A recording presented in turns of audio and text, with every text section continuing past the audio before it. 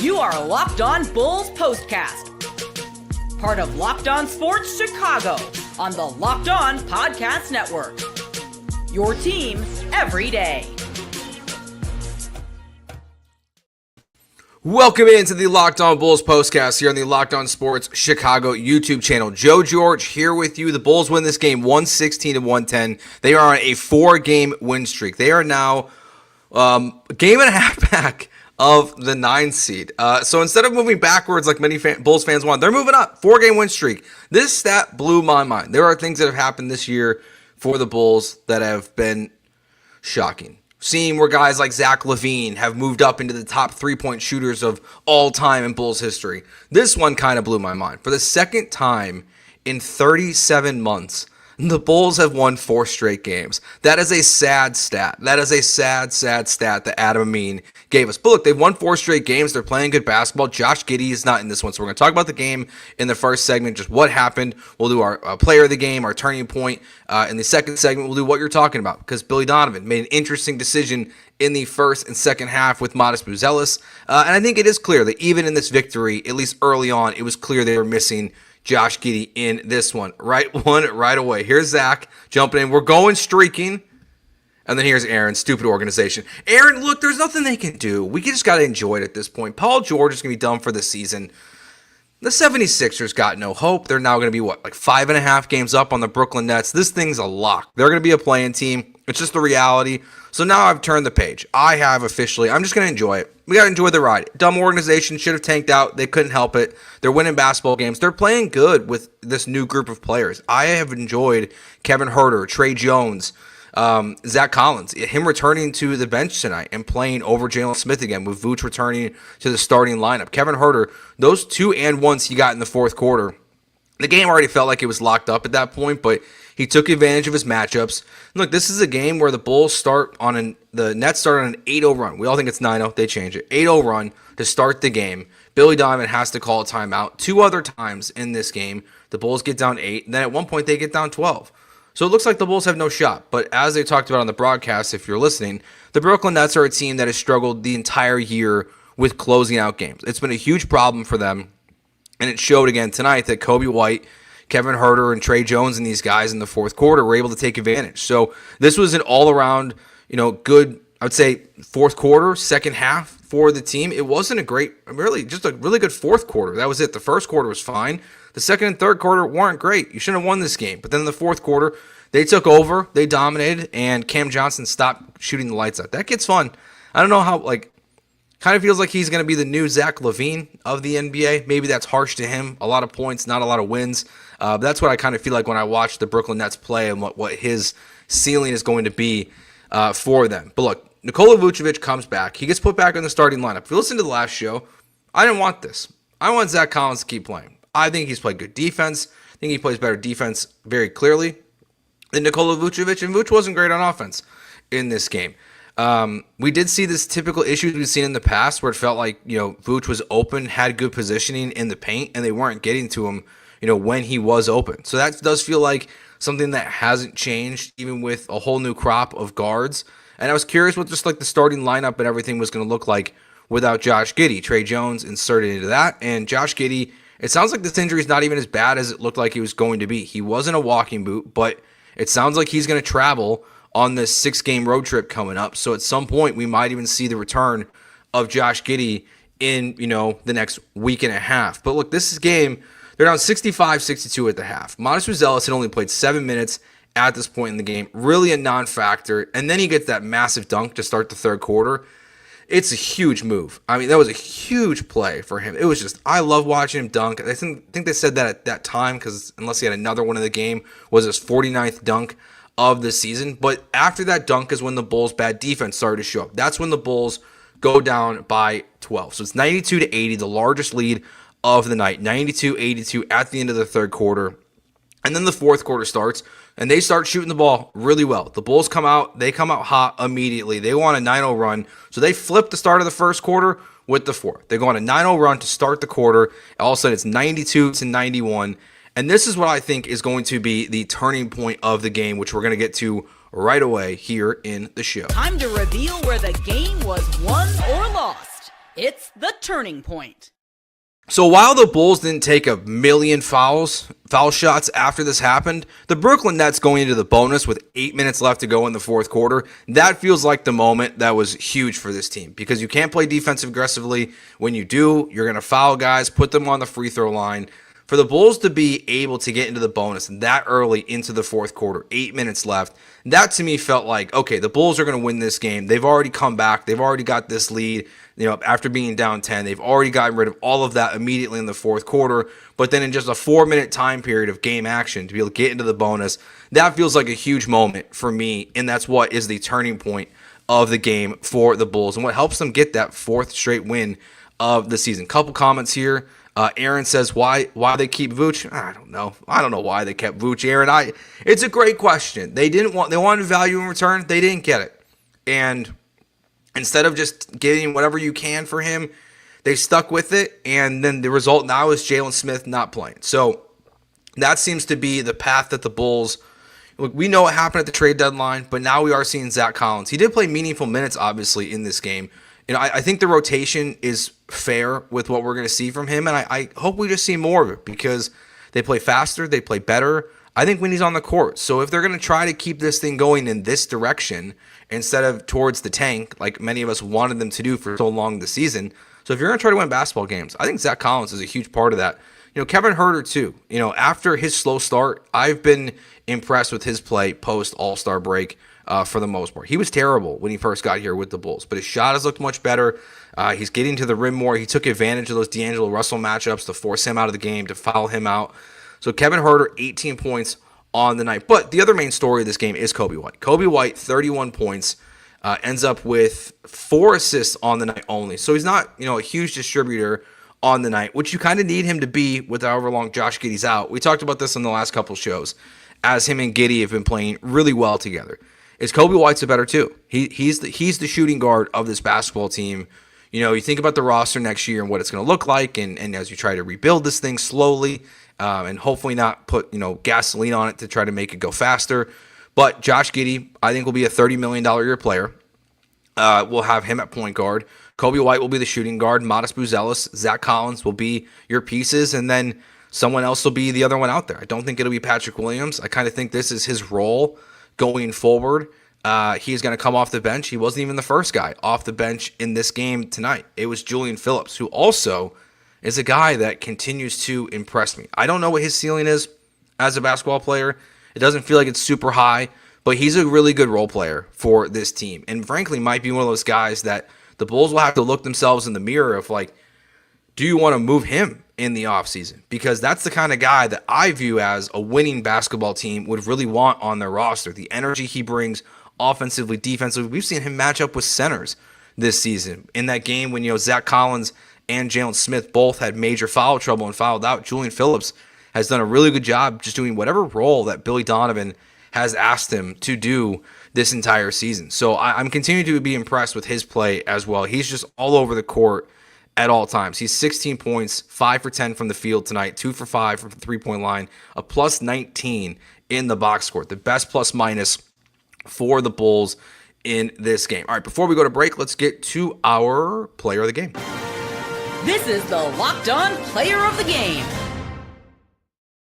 Locked On Player of the Game, it's got to be Coby White. 31 points, 12 of 24 shooting, 4 for 4 from the free throw line, 3 of 8 from beyond the arc. So, of course, not his best night, but hey, that's still fine. 7 rebounds, 4 assists, and 1 steal. So, Coby White is the Locked On Player of the Game. The Bulls have won 4 straight. Modest Buzelis, though, a little bit in the doghouse today. We'll talk about that, how they're missing Josh Giddey. We'll get to what you'll be talking about after this game. All of that next here on the Locked On Bulls postcast on the Locked On Sports Chicago YouTube channel. Ever check your bank account and wonder, where did all my money go? Well, between dining out, online shopping, and entertainment, it's easy to lose track. That's where Monarch Money comes in. Your personal CFO gives you the full visibility and control over your finances. Monarch Money isn't just a budgeting app, it's a complete financial command center. You can track all your accounts, investments, and spending in one place, so you stop just managing your money and start building wealth. You'll get surprise insights, so when You start using Monarch, you'll get insights on what's going on, how much you're spending on delivery, food delivery, stuff like that, ways to help you budget, all there on Monarch Money. Take control of your finances with Monarch Money. Use code LOCKEDONNBA at monarchmoney.com for 50% off your first year. That's 50% off your first year. That's monarchmoney.com. Code LOCKEDONNBA for half off your first year. Today's show also brought to you by FanDuel. March Madness is here, and FanDuel is giving you the chance to get in on the action like never before. Right now, new customers can get $200 in bonus bets when your first $5 bet wins. That's $200 extra bucks to use on everything from buzzer beaters to Cinderella stories and even who's cutting down the next. We saw some upsets happen already today. Texas takes down Texas A&M, a team that's been really up and down. They get knocked out of the SEC tournament in their first game. I'm taking the Cougs this year, the University of Houston Cougars, to go all the way, especially after the Cooper Flag injury today. Wheelchaired out of the Duke game, so we'll see how bad that injury is for him. Kind of a Debbie Downer for March Madness, but something to keep an eye on for sure. So visit FanDuel.com and get in on all the college hoop action all tournament long. All right, Zach says here, whoever expected Jalen Smith to eventually be in it did not play 2 games in a row. Not me. We think back to how we got here. Zach Collins acquired. Report comes out from Casey Johnson. Zach Collins will be the only one left of the 3 of Kevin Huerter, Trey Jones, Zach Collins. Of course, all 3 are here. That's because to what Aaron said earlier in the chat, why they keep Vooch.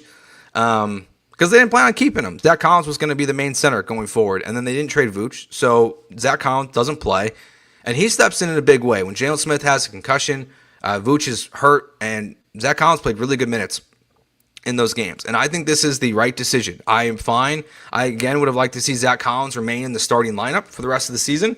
Just kind of curious what that would have looked like and see more of him and, Giddey and Coby and Modest together instead of Vooch out there. We know how that plays out for the most part. So I would like to see more Zach Collins in the starting lineup, but he sticks in the rotation. And now Jalen Smith, unless there's injuries, seems to be the odd man out of this rotation. And we probably won't see much of him the rest of the season, probably until we get some back-to-backs and things like that, however many are left the rest of the year. It just seems like Collins and Vooch are going to be the guys, and they're going to stick to their plan of absolutely not playing 2 big men together on the court at the same time, which does surprise me because I feel like I thought Jalen Smith would get some run with one of those 2 guys in this new version of the Bulls. I did not think that a DNP would be the decision that played out from Billy Donovan and this coaching staff. So a couple things from this game. Modest Buzelis plays 7 minutes in the first half. He only plays 15 minutes overall. So he plays 8 minutes in the second half. Yes, he has the dunk, but he's 2 for 7 from the field, 0 for 3 from the three-point line, 3 rebounds, 1 assist, a -12 on the night. Got into foul trouble early, got that second foul early on. Only had 1 more the rest of the game, but was something that I put in my notes to keep an eye on because I felt like that could have forced him out of the game. But instead, Billy Donovan just doesn't play him. He talked about this before the game. He's going to hold Modest Buzelis to a standard and said he looked tired in the last game, and that's part of the reason why we're not seeing Modest as much right now. It makes me wonder this.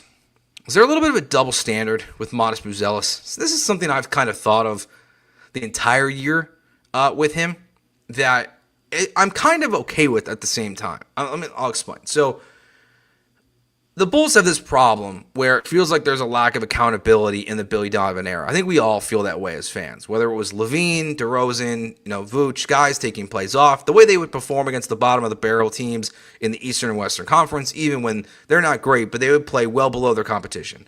That's something that has to be eradicated from this franchise for them to actually ever turn a corner, especially if Billy Donovan's going to be here going forward. Like, that has to go away. So maybe it's hard in his mind to set that standard with the guys who have been on this roster. But Modest Buzelis, a new guy on the roster, you can kind of use as someone of like, hey, this is not going to be the way that you play basketball. This is not the way I want to coach you from Billy Donovan's perspective. And he's going to get punished for it.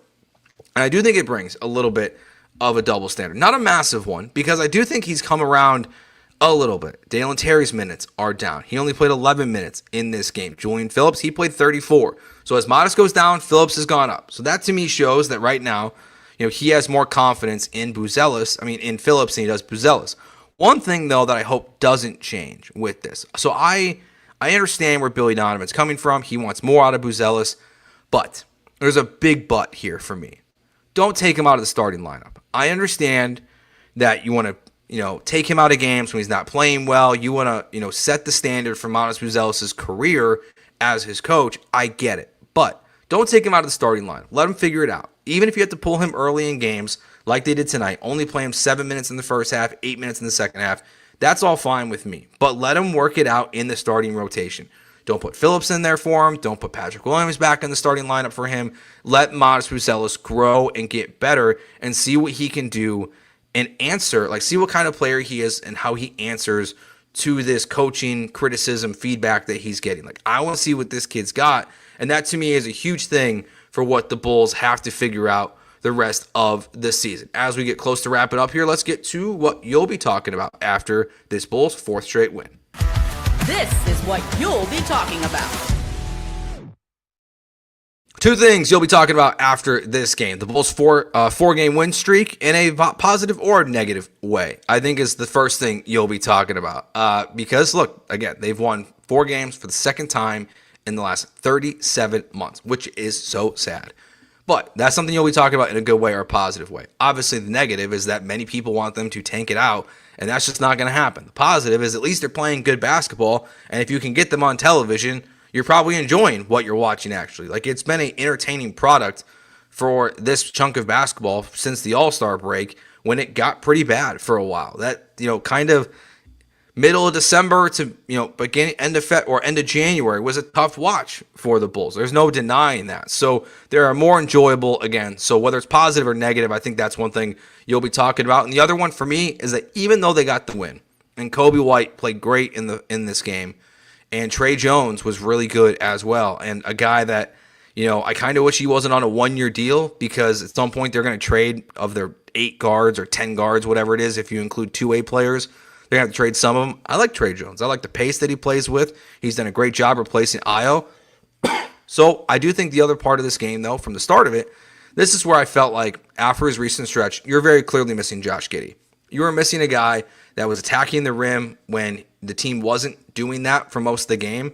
I mean, they were taking a lot of bad threes, and in the end, they shifted their focus, and they dominated the paint in the way that they needed to get this victory. So I did feel like watching this game, the Bulls were very clearly missing Josh Giddey out there, and we'll just see what it looks like without him. And you talk about those points in the paint. The Bulls had 58 points in the paint tonight. Yes, they only outscored the Nets by 4 in that category, but it was when the Bulls decided to start attacking the paint that really helped them get this victory over the Brooklyn Nets. So the Bulls win 116-110 over the Nets, a 4-game win streak. They moved to 28-38 on the season, and we check in here on the standings. The Bulls now sit 5 games up on the Toronto Raptors, 5.5 games up on the Philadelphia 76ers, 6 games up on the Brooklyn Nets. They are 1.5 games back of the Miami Heat for the 9 seed, and they're only 2.5 games back of the Orlando Magic. And honestly, with 15-ish games left to go, whatever it is, I suck at math, so I'm not going to try.